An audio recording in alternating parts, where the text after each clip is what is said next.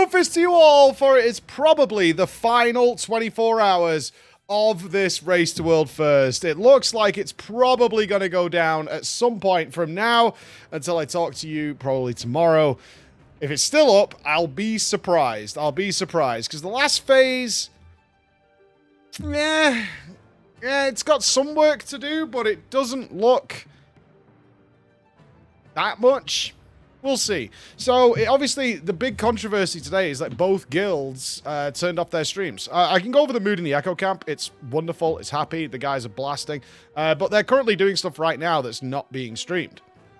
And we're not allowed to talk about it, what they're actually doing. They're doing stuff. But I feel bad for the casters who are like, okay, we can't show anything. We are live, but they should be streaming actual Fyrakk in the next little while here. But the mood is really, really good. They're very happy with where they are. They obviously believe they can kill today. And, God, will we have another Razageth where just as Liquid's about to get out of bed, it's dead? I don't think that's going to happen. It'll really depend on how Liquid did when they turned their streams off as well last night. So we should talk about the turn streams off. When the Race to World first started, I was fortunate enough to be a part of it. I wasn't in the very first one, but the second one and every one since, I've been involved in some way, shape, or form. And that was, of course, with Method leading the way in doing the Race to World First and making it an event. Now, very different mindsets there. Sko, as many of you will know, who's the leader of Method, the owner of the organization, very focused on the business end of things, doing this, raising it up, trying to get into the Method brand, which obviously expanded into multiple esports teams until it had a bit of a downfall. And there was never a chance the streams would ever go off. Ever. It was just not a thing. And it was a pretty strict rule that we adhered by, is if you're going to do the Race to World First and you're going to make an event, you're going to stream it, you stream everything. And that was actually the big fear of starting the Race to World First as an event, was that you're just showing everybody everything all the time. It was like, that's the risk. We need to be good enough that we could do that and always show it. But there was always a business element to it.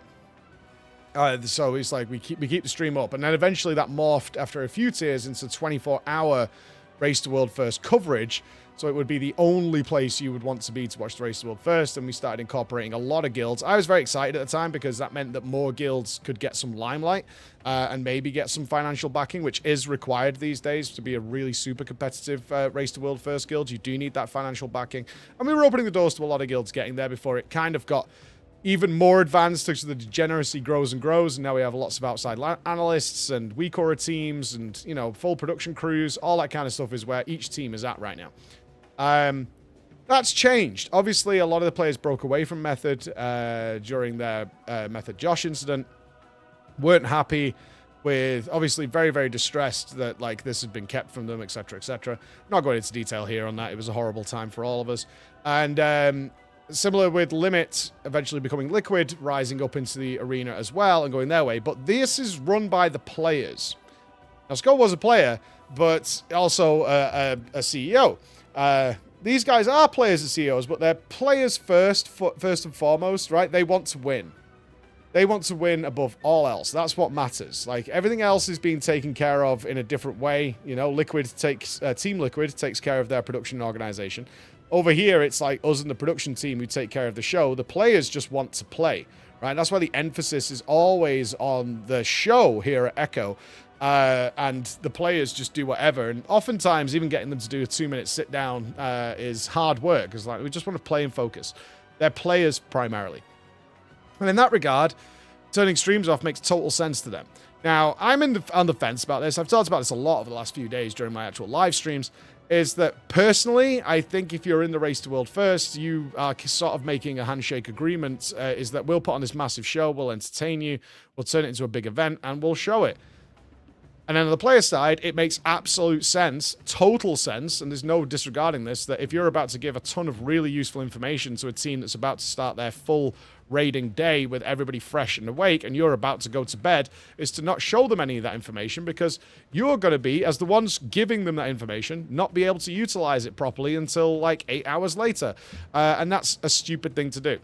So it totally makes sense. However, I think a discussion will need to take place at some point, because I Echo turned off last night for a couple of hours. and are doing some stuff now off stream. But they're not doing Mythic Fyrakk right now, so it's okay. But they're going to show everything. They're going to show as much as possible. It's tough, man, because I'm on the viewer's side. Certainly, I'm on the content side, right? My bias leans towards that. Their bias leans towards the other way, and it makes total sense what they're doing. It's just we want to see it. Ultimately, like, we want to see it, right? We want to see what's going on.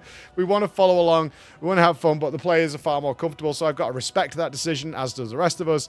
I just don't want it to become a standard thing that the race, we show a lot of splits and we show a lot of the easier bosses, and then when it gets really tough and really interesting and really engaging for the audiences, that's when everybody, like, turns off.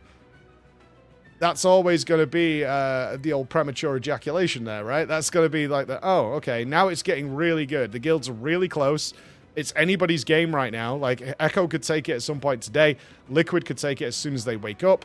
All that is happening right now, and we're kind of not a part of it. And it's like, It also has a side effect of something I've been pushing with Blizzard, is that a lot of players live vicariously through Mythic. They won't ever play it, regardless if the Race to World first existed or not. They're never going to play Mythic, but they're engaged and they're interested, and we see that with the viewer numbers, you know? Like, we see, like, hundreds of thousands of people are interested in this, which means they could do things like extra bosses, they could do things like hidden phases, because even though a lot of players won't ever play it, at least until they go back and maybe do transmog runs in the future, they will get to experience it not only vicariously, but as it happens. Right? As we see those transitions, like we saw with the Jailer in his hidden phase, like, we all got to experience that together, despite the fact that many of us have no inclination or the desire to play at the Mythic raiding cutting edge world first level. And that's totally okay. I think that's a good selling point. But if we're going to turn the streams off, that's less incentive for Blizzard to do that as well.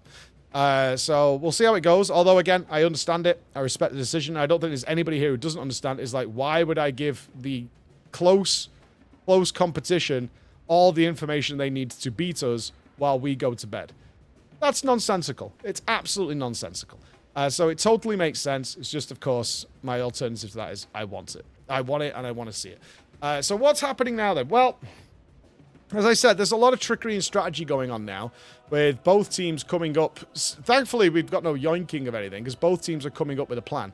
My gut feeling is, though, I have watched Liquid's, just before recording this, I did watch Liquid's best pull into the last phase. The last phase kind of looks a bit meh, with some positioning stuff to be solved, which isn't too hard for either guild, and kind of a burn, which will come down to, like, the last seed, probably, which I think this raid, based on what I'm seeing right now, and again, my opinion has shifted so much once we get more information. It's entirely possible the final phase of Fyrakk, and I don't think there's a Mythic phase, by the way, is utterly brutal in the last sort of minute of the fight. It's entirely possible that happens. I kind of hope it does. I want an intense finish. I want that, like, pushing that extra extra percent.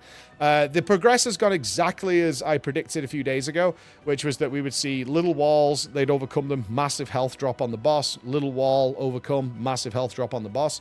It's gone exactly that way. Now, if it is, there is opportunity here for a lackluster raid, but for a lackluster finish, like a little bit just less polish on it than we would hope for. And I think this raid, if that is the case, so this is going to go one of two ways, right? Either we have a really sort of intense push in a N'Zoth style towards the last few percent from both guilds. That's my preference, obviously. The other side of it is phase 3 is kind of just blast the boss as quickly as possible and just hope your seed people, with a little bit of planning and care, don't screw up for the couple of minutes to 3 minutes we need to actually just drain the boss's HP. In which case, Tindral will go down as the big boss, which Liquid won. There's no doubt about that. That will be what this raid will be remembered for T-Swift rather than Fyrakk, I think. Because it could be that Fyrakk's phase 1 and 2 was the hard part, and once the guilds break through that, it's kind of okay. We can kind of chill and have this big burn, and the fight goes down. So I honestly don't know where it can go. I could flip a coin and get a different answer as to what I think is going to happen. To touch on the Mythic only phase, it is kind of customary at this point. It's tradition to have a secret phase at the end of the Mythic raid for the final boss of the expansion. That's where we're at. We know that the next raid tier is going to be fated, and the next new raid will not be until the War Within. Nothing suggests that exists right now. Usually there's something, like a hidden file or something in the database, because the way Blizzard does this is when they have a hidden phase, is they do encrypt the data so you don't know what it is. But it's still there, it's still in the files, and when the guilds reach that moment, the data then just unencrypts for everybody, and it exists then. So they have like a trigger that's like, oh, they've hit it, and then it unencrypts the data. You'll actually notice, like, when the very first time we enter a phase, it's kind of, it lags for like a second, while the actual thing activates. And then it becomes apparent. There's nothing like this for Fyrakk. Nothing like that exists. Also, the fight is already really hard. Now, with the Jailer, it was also really hard to get up to the final phase, and they still had it. But there was clues, and we knew that final phase existed before we saw it, right? Because not only did Blizzard hotfix the hidden spell, which kind of gave away that it was there, they hotfixed the spell for the Jailer that nobody had seen yet. Where the Jailer healed. Very suspect. Nothing like that has happened for Fyrakk, but there's also no data that suggests it. And the Dungeon Journal kind of points to a satisfying conclusion regardless of what exists. So I don't think we're going to get a Mythic Only phase. I think this is it. This is the finale. We're going in.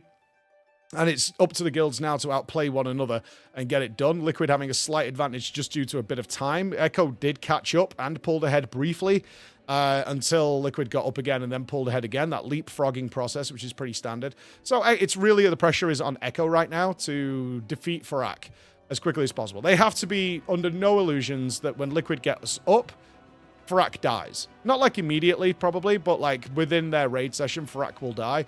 And the players... Echo will be asleep. Simple as that. So Echo needs to pull something out today. I'm going to be on the couch all day today, so I'm really hoping that happens. But I would not expect a Mythic Only phase. I don't think it exists. My ultra copium is there's another boss. That's not for Echo's benefit, just as something extra. But again, there's no data to suggest that. That's my ultra copium is something happens, and we do actually have the return of the Mythic Only boss. We haven't had one since Raden. They have done it in the past. I would love to see it. I don't think it's here, though.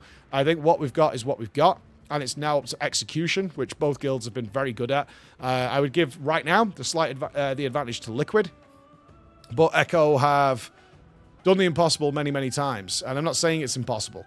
I think it's very doable, but they have to be consistent, they have to be great, and they have to come up with the winning solution very, very quickly, because Liquid, I assume, have just gone to bed or going to bed shortly, and they're going to be back in the next 8 hours, ready to kill, right? God knows how far they got last night. I have no idea. Nobody does besides them, but that's where we're at. All right, guys, thank you for listening, and I'll see you tomorrow with either the overall summary or we're still here. See you soon. Bye-bye.